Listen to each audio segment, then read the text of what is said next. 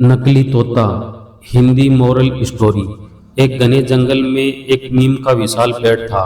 उस पेड़ पर बहुत सारे तोते रहा करते थे। सभी तोते हमेशा मिलकर बिना काम काज किए गपशप करते थे। उन सभी तोतों के साथ एक कोको नाम का भी तोता रहता था, किंतु ये तोता बहुत कम बोलता था। बाकी सभी उस कोको तोते की मजाक उड़ाया करते थे, लेकिन ये कोको कभी भी किसी की बात का बुरा नहीं मानता था। एक दिन हर रोज की तरह सारे तोते बैठकर बातें कर रहे थे। तभी ये कोको चुपचाप ही बैठा था। को इतना चुप देखकर तोतों की मुखिया ने उसे कहा कि तुम तो मुझे असली तोते लगते ही नहीं हो, तुम तो नकली तोते हो। मुखिया की ये बात सुनकर सभी तोते इस कोको को नकली तोता बोलकर चिढ़ाने लगे, पर कोको तो अभी भी चुपचाप ही बैठा था। एक दिन अंधेरी रात को उस मुखिया तोते की बीवी का हार चोरी हो जाता है। मुखिया की बीवी रोते रोते पूरी बात मुखिया को बताती है। वो कहती है कि किसी ने मेरा हार चोरी कर लिया है और मुझे ऐसा लगता है कि वो हमारी झुंड में से ही कोई है। मुखिया ने अपनी बीवी की बात सुनकर तुरंत सभा बुलाई। सभी तोते तुरंत सभा के लिए इकट्ठा हो गए। मुखिया ने कहा कि मेरी बीवी का हार चोरी हो गया है और मेरी बीवी ने उस चोर को भागते हुए भी देखा है। चोर आप लोगों में से ही कोई एक है। मुखिया की बात सुनकर सभी हैरान हो जाते हैं।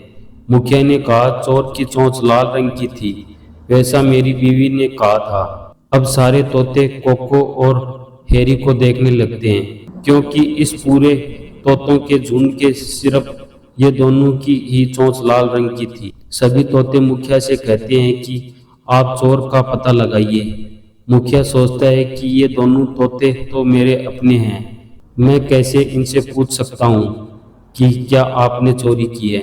मुखिया ने एक कौवे से इसका पता लगाने के लिए मदद ली।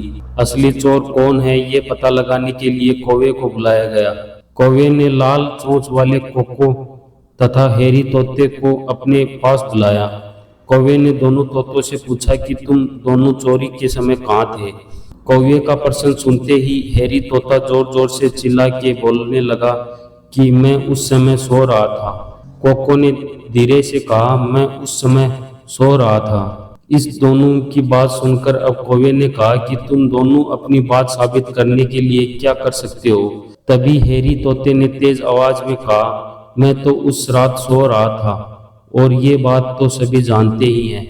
ये चोरी कोको ने की होगी, इसलिए वह इतना शांत होकर खड़ा है। कोको ने फिर धीमी आवाज में कहा कि मैंने ये चोरी नहीं की है। इतना सुनकर कौवा मुस्कुराकर बोला कि चोर का पता लग गया है। मुखिया ने कहा, बताओ कौन है असली चोर। तभी कौवे ने कहा कि असली चोर हैरी है, उसने ही हार की चोरी की है।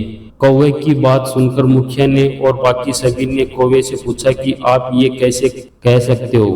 कौवे ने बताया कि हैरी तोता जोर जोर से चिल्लाकर अपनी झूठ को सच साबित करने में लगा था, किंतु कोको तोता अपनी बात आराम से कह रहा था। हैरी तोता बहुत बोलता है, उसकी बात पर भरोसा नहीं किया जा सकता है। इसके बाद हैरी तोता अपना जुर्म कबूल कर लेता है और मुखिया से माफी भी मांग लेता है। बाकी सारे तोते हैरी तोते को कड़ी सजा देने के लिए मुखिया से कहने लगे।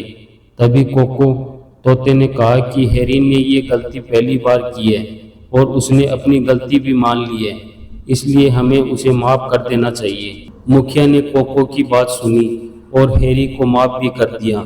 हमें सिर्फ जरूरत के समय पर ही बोलना चाहिए, क्योंकि कभी कभी हम ज्यादा बोलकर अपनी अहमियत खो देते हैं।